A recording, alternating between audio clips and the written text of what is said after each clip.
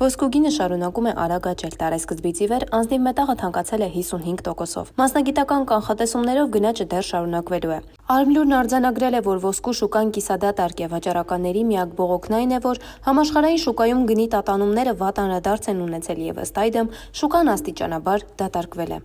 Առհասարակ ոսկու արժեքի կտրուկ բարձրացումից հետո ոսկու աշխարհում անկում է ապրում առևտուրը։ Շատ վատ է, շատ։ Կարող ես ամիսը մեկ անգամ ինչ-որ մի բան անգամ վաճառել ինքնարժեք նույնիսկ ցածր, որ կարողանաս որոշ հարցեր լուծել, հա։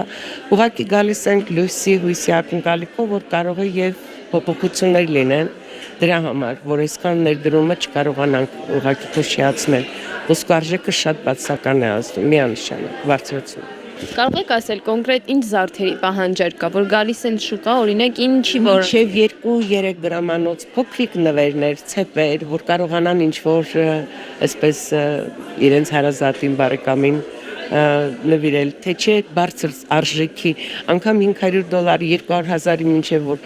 արժեք ես ասում մարդիկ։ Ամենաշատը 100,000, այդպես ասած ես։ օրինակ այդ գնով ինչ կարող ենք առնել ձեզ մոտ։ Օրինակ այդ գնով 100,000-ի ես ոչինչ չունեմ։ Ավելի բարձր դիմի ունի։ Այո։ Դրա վարել առևտուրը չի կայանում։ Իսկ միջև օրինակ կարող եք մեզ ասել առհասարակ, որը ինչ գին արժի կամ ոնց է։ Ես ունեմ, այսպես ասեմ ձեզ, ամենանվազագույն կոմպլեկտներից 400,000 դրամ, ամենանվազագույնը, ամենաբարձրը ունեմ մինչև 3.5 միլիոն դրամ։ Օրինակ 3.5 միլիոն դրամանոց է ինչ Սա խնդրեմ, այս զարդը այստեղ ամենաթանկը դա է ինձ մոտ եւ ինչի հաշվին է թանկ, կարող եք դա ասել ոսկին եւ քարերի որակի։ Սպիտակ ոսկի է։ Այո, սպիտակ ոսկի, կարատնեսը 12 է, ոսկու քաշը 36-38 գրամ կոնկրետ հիմա չեմ հիշում, որտեղ չեմ նայում։ Դե իհարկե, եթե դա արժեր ավելին մինչև 2.8 միլիոն, հիմա ըստ ոսկու հետ պատկասմեք շատ է բարձրացել։ Ես ոսկին $4.5 ժամանակով աշխատում եմ։ Իսկ այստեղից ինչ եք ցույց տալիս, ինչ եք մինչև 380-400,000-ի սահմաններում նման կոմպլեկտներ են, այսպես, այսինքն եթե ինձ ասեն 200,000-ի ինձ կոմպլեկտ է, ես չունեմ։ Իսկ այդ տղամարդկանց մատանիները կարող եք ասել։ Տղամարդկանց մատանիների ամենանվազագույնը սա է, որը 10 գրամը արդեն $890 անում է միայն հենց ոսկին եւ քարերը գալիս է մինչեւ $250 սահմաններում այդպես։ Իսկ ամենաթանկ տղամարդու մատանին։ Ամենաթանկ տղամարդու մատանիները արդեն գոյություն չունեն, բայց սա կարող եմ ցույց տալ ձեզ, որը մինչեւ $1,200,000-3,000։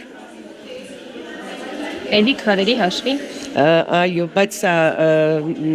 դվատված չի, այսպես ասեմ, 2-2 հաս ֆերմեր չեն, ուղղակի մի փոքրիկ ինքը 3 կարելի է գնահատել դրա համար արժեքը, հետո քարերը փոքր են։ Մի խոսքով հուսանք, որ պետք է լավ լինի։ Ասում եք, որ ոսկու գնի կարգավորումը կլինի։ Ոսկին չկարգավորվի, ինձ թվում է լավ չի լինի, բայց կարծում եմ, որ պետք է կարգավորվի։ Բայց դուք միևնույն է կմնաք այստեղ։ Չէ,